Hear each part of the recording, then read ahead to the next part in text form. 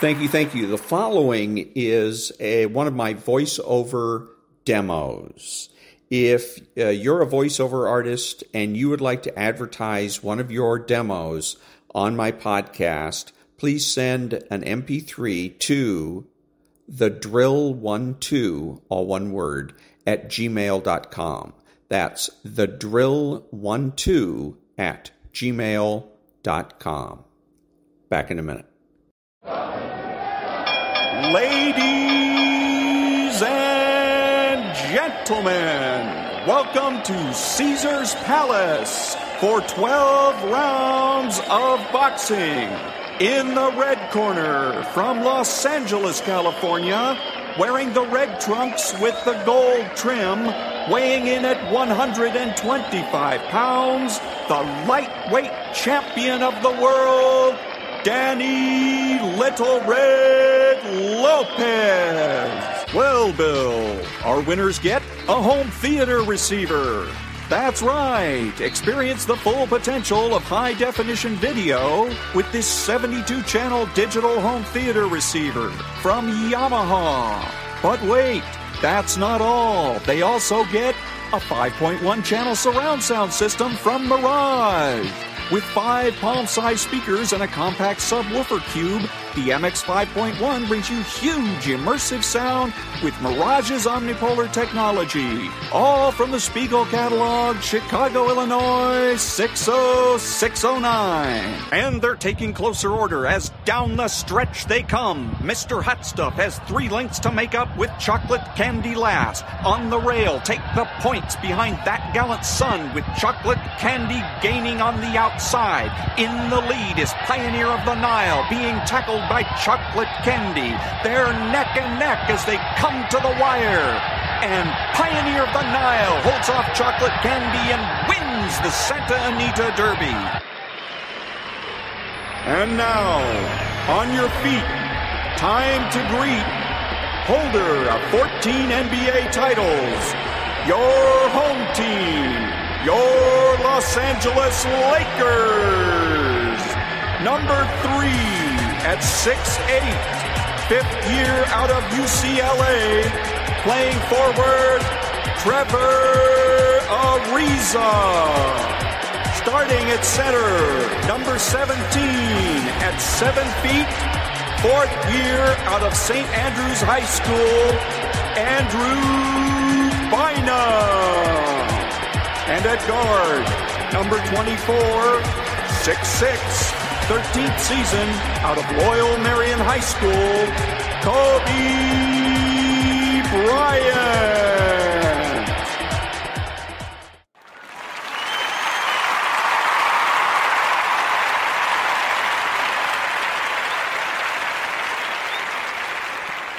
Protesting Pornhub because I don't feel represented. There's never an Indian porn on the first page of Pornhub. I got to go to page like 7 to 11. That's wrong.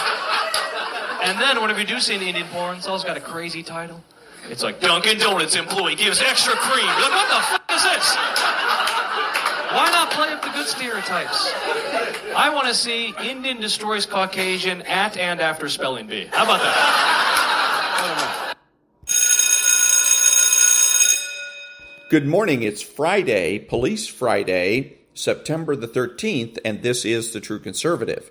Welcome to all the butchers, bakers, and candlestick makers out there. I'm Ron, your host, and the only true conservative in the United States today.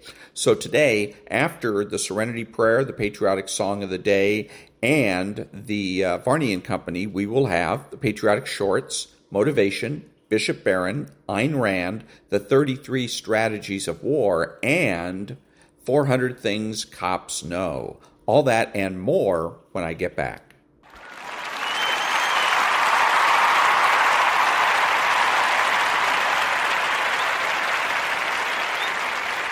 God, grant me the serenity to accept the things I should not change, the courage to change the things I should, and the wisdom to know the difference. Amen.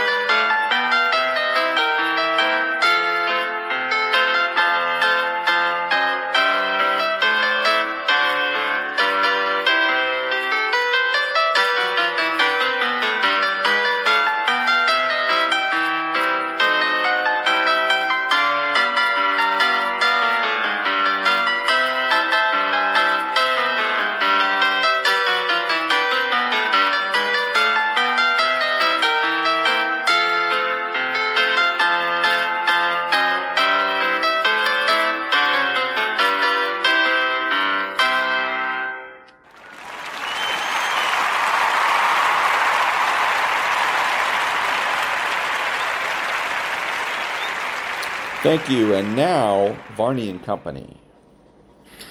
Hey, good morning, Cheryl. Thank you very much. And good morning, everyone. Indeed, I'm Ashley Webster in for Stu Varney today. Well, we know this. Donald Trump says he will not take part in a third debate, claiming when a prize winner loses a fight, the first words out of his mouth are, "I want a rematch." As for Kamala Harris, she says Americans are owed another debate. So we'll debate the debate. Trump is in California this morning, where he'll hold a news conference at noon, and then he'll head to Nevada. All of this after announcing a major new policy decision, pledging to cut taxes on overtime pay. Interesting. Meanwhile, Vice President Kamala Harris is set to rally voters in the battleground state of Pennsylvania. Speaking of battlegrounds, we're digging into how inflation has impacted these swing states, with many paying at least $1,000 more to purchase the same basket of goods and services as they did in 2021. That's quite a markup.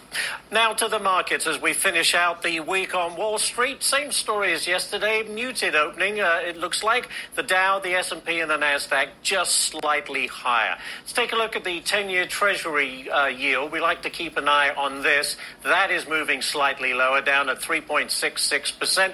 Meanwhile, let's take a look at the 2-year, which I believe is also moving lower. It is down nearly 5 basis points at 3.59%. And breaking this morning, 33,000 Boeing workers go on strike overnight, rejecting a pay increase contract, with 96% of members saying, we're going for the strike. It is Friday the 13th, September. Don't be afraid. Varney and Company is about to begin. And again, that the debate was on Tuesday. It's now Friday, and they're still talking about it. Why? Greed. Back in a minute.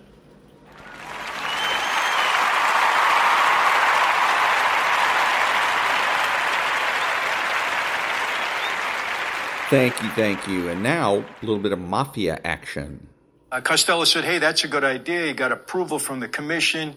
And from that point in time, Lepke formed Murder Incorporated. He didn't give it the name. I think some reporter gave it the name at the time. But they were a very well-known contract-killing group at that time. And here's what Costello and the commission thought, and here's what Anastasia told them. Look, let these guys go out and do the killings. He said, we'll cover ourselves because when we give them the killing, we're not going to tell them what our motive was. We're not going to tell them who ordered it. Let them go and do it. If they happen to louse it up and they make a mistake, they're not going to know really who told them what to do, what the motive was. It's going to be very, very hard for them to pin us on anything.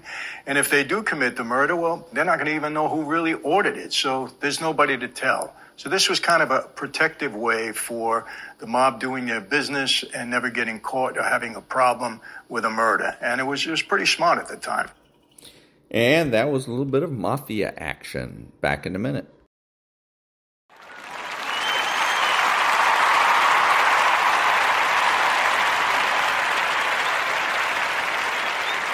Thank you. And now, the Patriotic Shorts.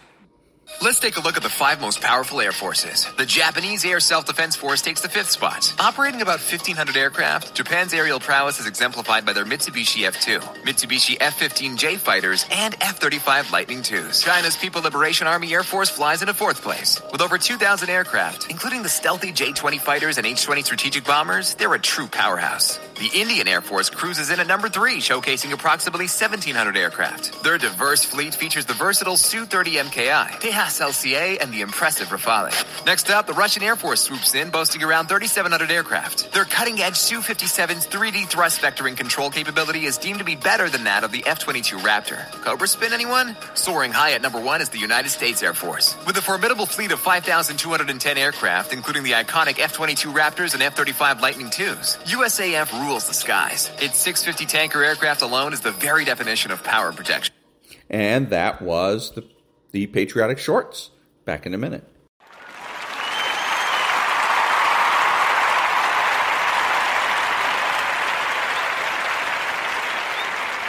Thank you. And now, a little bit of motivation. You're not the only person that wants to accomplish it. And now I ask you this question. What do you do when 1,000 other people want exactly what you want? What do you do when you're not the only one that wants to make $1 million in your company?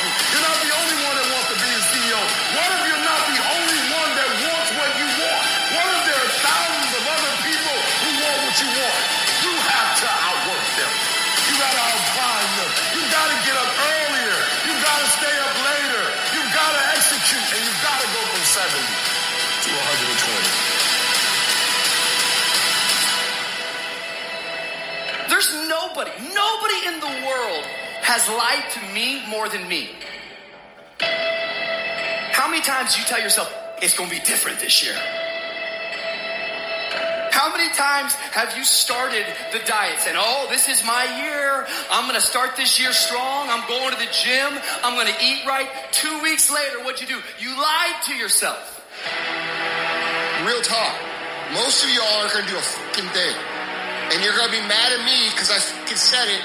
When in reality, you should be mad at yourself because 2 years ago you said shh.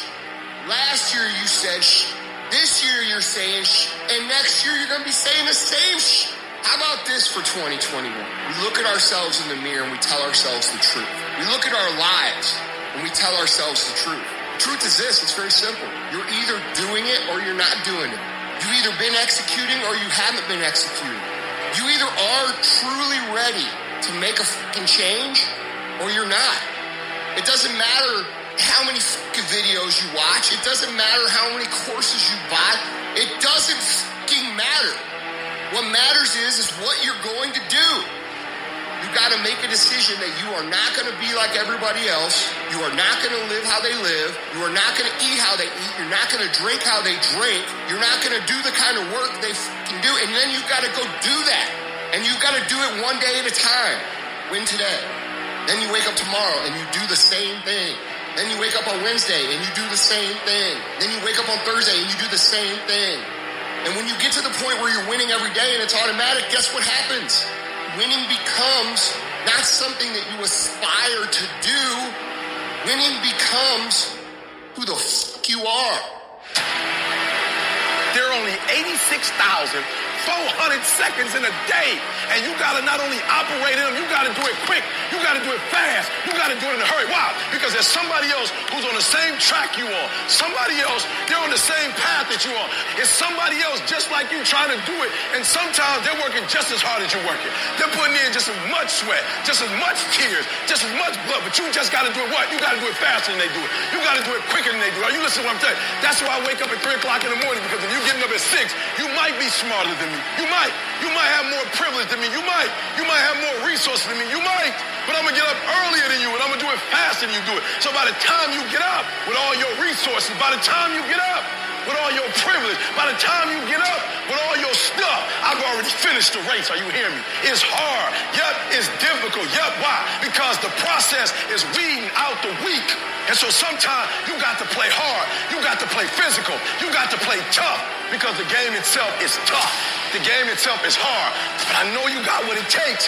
Listen to me, this is how you do it over 6-7 years ago, with no money, no human resources, no building, no funding, no support. The first thing we did was we dreamed, we wrote the dream down, we slept the dream, we ate the dream, we rehearsed the dream, we looked at the dream, we talked about the dream, we slept with the dream, we woke up to the dream, we wore the dream, and now boom, it's our reality. And for some of you, you stop dreaming. You dream for a week and you stop because things around you don't look good. You dream for a month, then when you get hit in the mouth, you quit and you give up. You dream for a while, and when people tell you crazy, when people tell you stupid, when people tell you can never get done, you stop dreaming and you go back to knowledge. And I dare you to use your imagination. I dare you when you're broke to use your imagination. I dare you when you're rich to use your imagination. I dare you under every single circumstance. Keep dreaming. Keep looking at your dream. Keep focusing on your dream. Keep going after the dream, because that's where true success is. Every day in Africa, in the safari, a lion wakes up. And every single day in the safari, a gazelle wakes up. Now, this is critical. What's the difference between a gazelle and what's the difference between a lion? What I discovered is the gazelle is running from something. So as long as the lion is chasing the gazelle is running. But as soon as the lion stops chasing the gazelle, it stops. And that's a lot of you in this room. And that was a little bit of motivation. Back in a minute.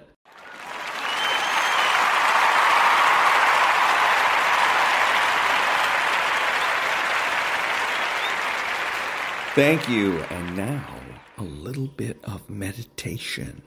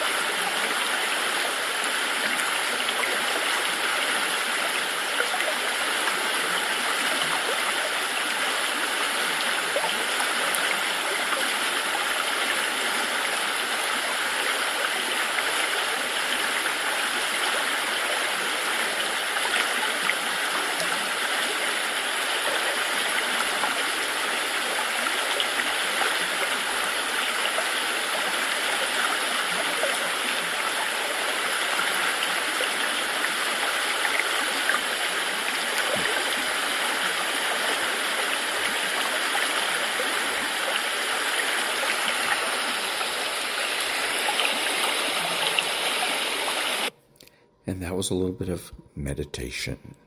Back in a minute.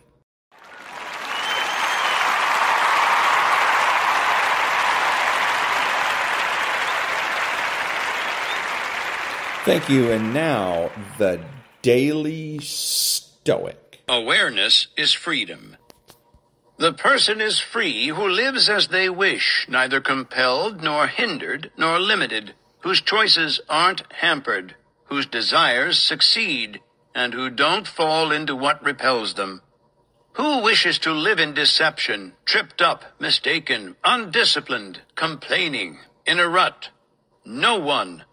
These are base people who don't live as they wish, and so no base person is free. Epictetus, Discourses 4.1.1 through 3a. It is sad to consider how much time many people spend in the course of a day doing things they have to do. Not necessarily obligations like work or family, but the obligations we needlessly accept out of vanity or ignorance. Consider the actions we take in order to impress other people, or the lengths we'll go to fulfill urges or sate desires we don't even question. In one of his famous letters, Seneca observes how often powerful people are slaves to their money, to their positions, to their mistresses, even, as was legal in Rome, to their slaves.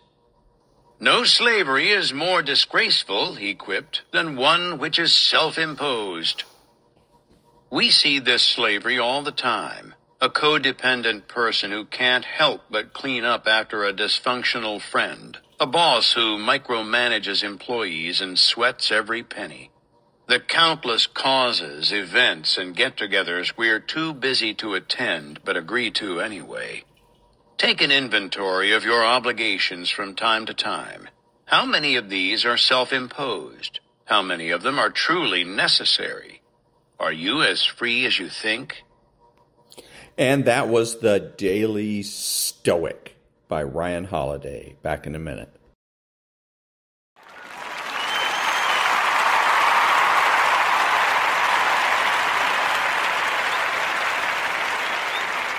Thank you. And now, Bishop Robert Barron.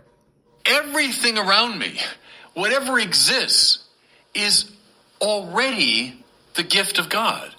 That's what creation means. God is the one who brought the whole of finitude into being. This world is not just dumbly there. It's there as a result of God's initiative, of God's grace. More to it, everything in me. So I'm seeking God with my mind and my will and my passions and so on. Well, where did my mind and will and passions come from? It's not like I just happen to have them and now God's out there and boy, I'm going to make my way to impress God. No, I'm the contrary. My mind, my will, my energy, my passion, everything in me is always already the gift of God. And that was Bishop Robert Barron. Back in a minute.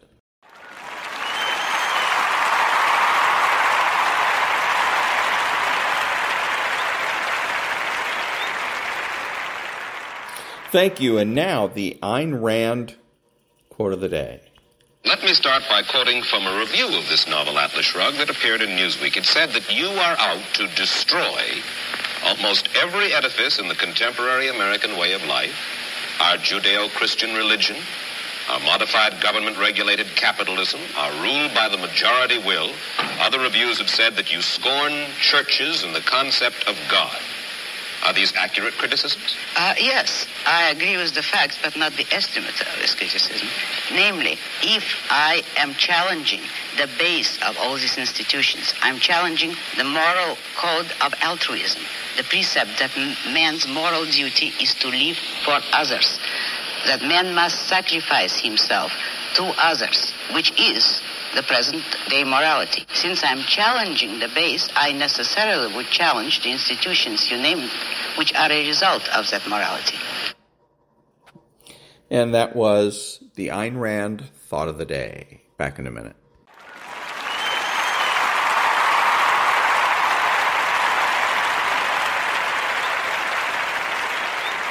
Thank you. And now, the 33 Strategies of War. Here are further reflections on the passive aggression strategy. From Rules for Radicals by Saul D. Alinsky. Gandhi and his associates repeatedly deplored the inability of their people to give organized, effective, violent resistance against injustice and tyranny. His own experience was corroborated by an unbroken series of reiterations from all the leaders of India that India could not practice physical warfare against her enemies. Many reasons were given, including weakness, lack of arms, having been beaten into submission, and other arguments of a similar nature. Confronted with the issue of what means he could employ against the British, we come to the other criteria previously mentioned.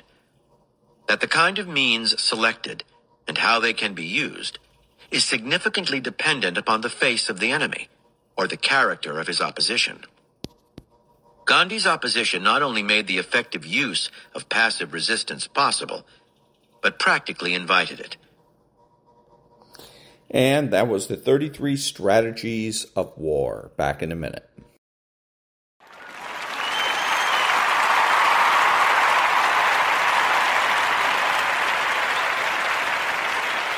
Thank you. If you're a Democrat, you should vote Republican because today's society increasingly divests itself of the negativity of the other or the foreign. The process of globalization accelerates the dissolution of borders and distinctions. Yet, the depletion of negativity should not be equated with the disappearance of violence, since along with the violence of negativity, there's a violence of positivity, which is wielded without enmity or domination. Violence isn't merely an excess of negativity. It can also be an excess of positivity. The accumulation of the positive, which manifests as overachievement, overproduction, overcommunication, hyperattention, and hyperactivity. The violence of positivity is possibly even more disastrous than that of negativity because it is neither visible nor evident, and it evades immunological defense because of its positivity. Infection, invasion, and infiltration, which are characteristic of the violence of negativity, now give way to infarction. Back in a minute.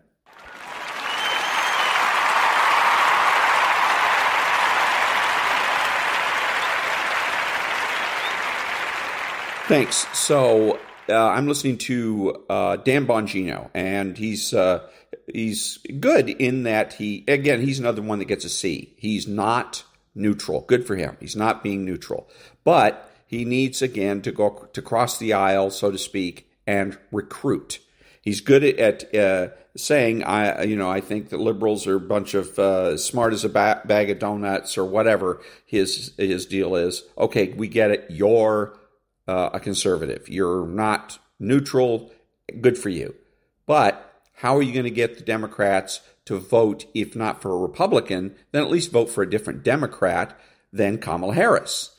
And so that's why you have to think like a Democrat. What is it the Democrats want from Kamala Harris? What is it they expect her to do? And one of the things that she's talking about or promoting is, or has promoted, I don't know if she still is the idea of taxing unrealized capital gains. So that when you have an investment and it goes up, you have to pay taxes on it whether you actually cash out or not. Okay? Now that's fine as long as, I got no problem with it. I'm a conservative, but I understand taxes have to be paid if we're going to run the government. And we got a big government that takes in $2 to $4 trillion a year. So we get a lot of taxes that have to be paid in order to run the government. Fine. Now, the issue really is who's going to pay?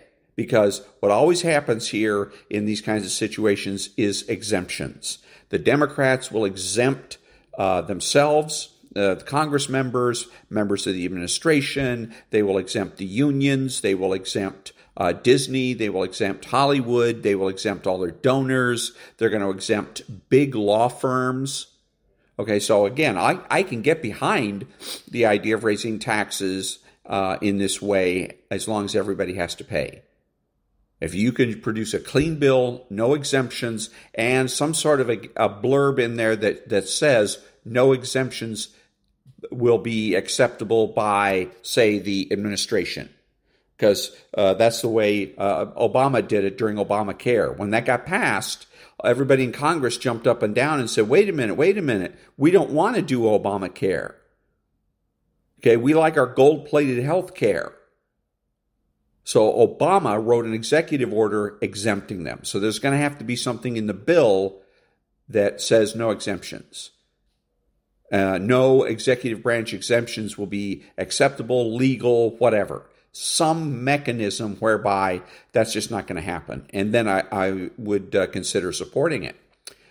But I don't believe that the Democrat Party is going to do it. But the other thing is that, again, for the Democrats is you got to get on your people, whether it's Harris or Biden or whatever, on these exemptions because they're costing you. You want some things that are noble in the abstract, such as single-payer health care.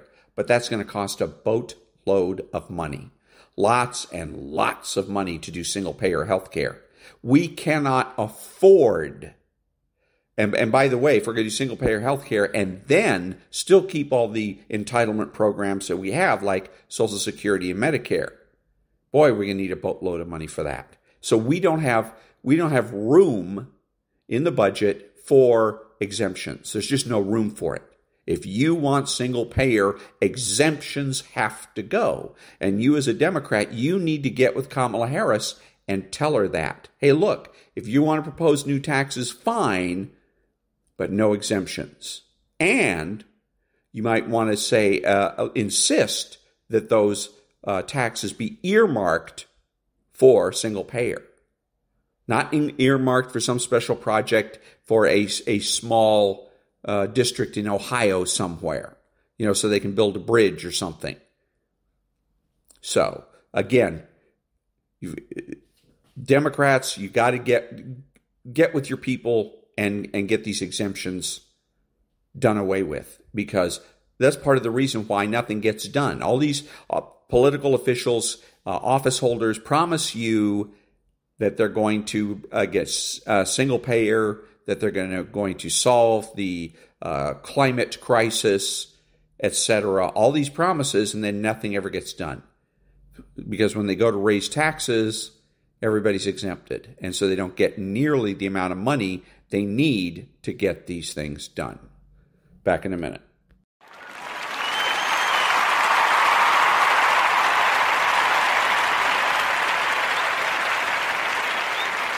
Thank you. And now, Chapter 7 from 400 Things Cops Know. Street Smart Lessons from a Veteran Patrolman. Chapter 7. 11 Things Cops Know About Courts and Legalities. If you're looking for justice, that's just what you'll find. Just us. Richard Pryor. 1. Many defendants dress casually even for felony trials. The collared shirt is a rarity. Most wear what they might don to watch Saturday morning cartoons, like a shirt that says Lucky Charms or flip-flops and shorts. Or an oversized football jersey and their good jeans, the ones with the embroidered dragon on the rear pockets. Defendants will show up for trial on a marijuana sales case wearing a shirt with a marijuana leaf design. Not on a dare or as some kind of political statement, but because they're so oblivious that they put the shirt on and don't think anything of it. My partner Steve recently told me of watching a defendant stand before the judge during sentencing, wearing the latest urban t-shirt that said, "No Remorse," in bold script. A choice of apparel that probably made the man's defense attorney, at the very least, loosen his tie. 2. Even if you feel you have a solid case against a suspect, and even if the district attorney feels the same way, you take your chances when you go to jury trial, where you are at the mercy of 12 citizens who are sometimes able to generate reasonable doubt in the most unlikely of places. As an attorney once said on the show Law and Order, the crap a jury will buy boggles the mind. 3. Traffic court is a free-for-all. Most defendants appear without an attorney and are generally mystified by courtroom protocol. Confused, they jump in and answer questions that the judge is posing to the prosecution. They grapple laboriously with rules of evidence, hearsay, and the relevance of testimony. They will be given new court dates for their trials and will nod, get up, and walk out of the courtroom without writing the new date down, and have to be shepherded back with a sharp "hey" from the court clerk, who will hand them a written reminder of their next appearance. We can't have the trial, the judge often says, if you're not there. 4. Your interaction with the DA when you discuss charging a rather sordid case often contains an unspoken understanding that you, the police and the DA, are not like some of the unwashed suspects and inarticulate victims you encounter. Let's say that in this particular case you're examining, 2 women got fed up with the fellow they were both seeing and attempted to set his car on fire. He came outside with a 2x4 and split one woman's head open. The crime scene featured plenty of blood and several globs of hair with scalps still attached. All 3 participants were both victims and suspects. All 3 are unemployed. All 3 were loaded when it all went down. It's an impressive mess. Your own lives aren't like that. You and the DA have decent jobs and are relatively civil, and you showered that day. And there are no bodily fluids on your clothing, and you have working electricity at home. You have achieved separation from those people with their dysfunctional relationships and drunken capers. Sometimes this understanding is more pronounced than others, but it's often there, running just under the surface of your conversations. You shake your heads at their antics. You cluck at their behavior. You are the surface dwellers. They are the Morlocks. That's how it goes. It is the way of things. 5. There are times when you'll arrest a suspect based exclusively on a victim's statement. The suspect may bitterly protest this turn of events. I didn't do anything, he may say. You can't arrest me just because she said I hit her. There are no witnesses. It's just my word against hers. But the Supreme Court decided long ago that a victim's statement, even uncorroborated, can, in and of itself, function as probable cause for arrest. If you tell the suspect this, it will prompt the response, "Fuck the Supreme Court." 6. On television, cops arrest people and immediately read them their Miranda rights. Not so in real life. As a police officer, you are required to read someone their rights only after they are in police custody and you have begun interrogating them about an offense. Custody plus interrogation equals Miranda, not before. Sometimes it can be tactical for the police to wait to Mirandize a guy because the offender may make a spontaneous, incriminating statement prior to formal interrogation. Criminals often don't understand this. "I'm totally going to beat this case, dude," they'll tell you triumphantly. "You didn't read me my rights when you arrested me." Okay, Legal Eagle, thanks for the law enforcement tip. 7. Say you pull over Donald and Pierre in a stolen car. Donald is driving and Pierre is the passenger. Neither man is the titled owner of the car. Neither claims to know whom the car belongs to. You get in touch with the car's owner, who comes over, looks at Donald and Pierre, says she's never seen them before, and tells you neither had permission to take and drive her car. Open and shut case of operating auto without owner's consent, right? Far from it. If Donald and Pierre are smart, it will go something like this. Donald will claim that Pierre, whom he knows from the neighborhood, picked him up at the corner in the car and then asked him to drive because Pierre doesn't have a license.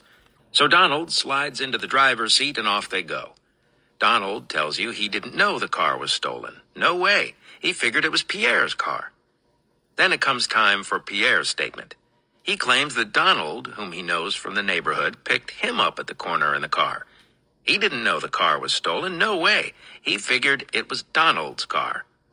So one of them is lying. But who? It doesn't really matter. No DA will touch this case because even though the men's stories are directly contradictory, both of them have plausible deniability when it comes to the origins of the car. In order to effectively prosecute them, the DA has to show beyond a reasonable doubt that the men knew the car was stolen. If there's no damage to the steering column and the keys are with the vehicle, and the driver didn't try to flee upon being stopped by the police, the DA won't prosecute unless the suspects confess. Some DAs may even take it a step further. Even if the steering column is peeled, and even if the suspect flees from the police, the DA still may not charge the case without a confession. Because all the suspect has to say is something like, "Yeah, a dude on the corner lent me this car, and he told me the column was messed up because someone had stolen it from him before, and he just never got it fixed. I took off from the police because my license is suspended. I had no earthly idea the car was stolen. Honest officers. What a terrible misunderstanding this has all been." Kaboom. There it is. The dude on the corner defense. We now have reasonable doubt. Release the suspected auto thief immediately, says the DA, although preferably not in the DA's neighborhood because she's fond of her own car and would like to retain possession of it.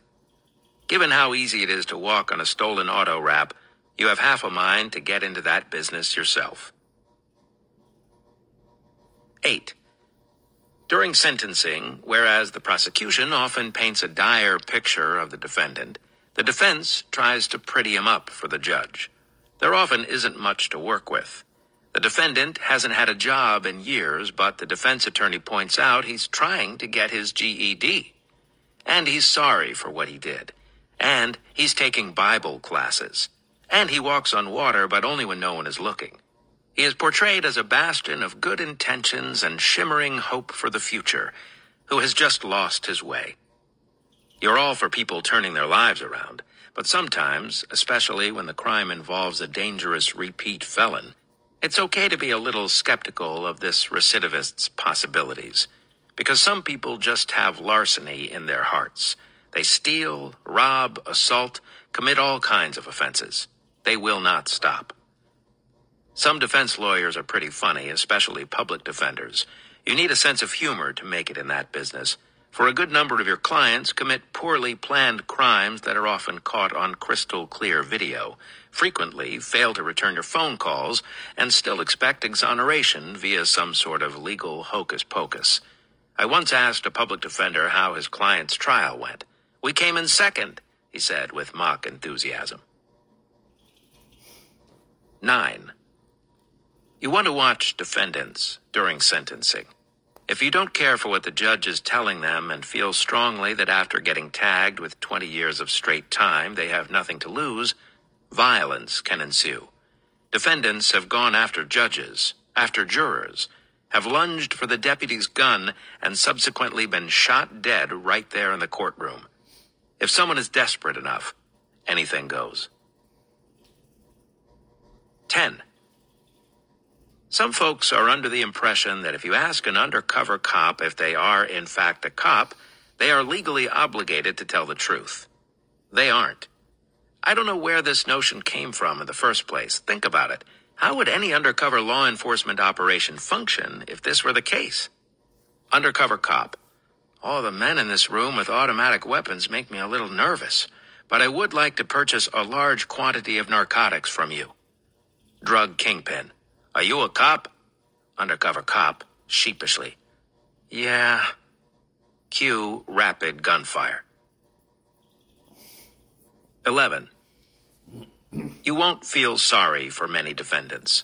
You figure they probably committed a dozen crimes before they finally got caught for this one. But it can give you a moment of pause when you're subpoenaed for court and you look around to see how few people have shown up to support the defendant in his criminal trial. Sometimes it's just one, an elderly woman, the defendant's grandmother perhaps, who appears interested in the proceedings but a little disoriented. Then that woman gets up and leaves, and you realize that she wasn't the defendant's grandmother, but just some old lady who realized she was in the wrong courtroom. Back down to zero. The defendant may have gone through life largely alone, and is now being sent to prison alone. If I ever got arrested, my friends, extended family, junior high art teacher, and every member of the Polecats, my elementary school t-ball team, would show up with supportive banners and character references and exculpatory evidence. It is yet another difference between the haves and the have-nots. And that was 400 Things Cops Know, Street Smart Lessons from a Veteran Patrolman by Adam Plantinga, and that was Chapter 7. Next week, Chapter 8. Back in a minute.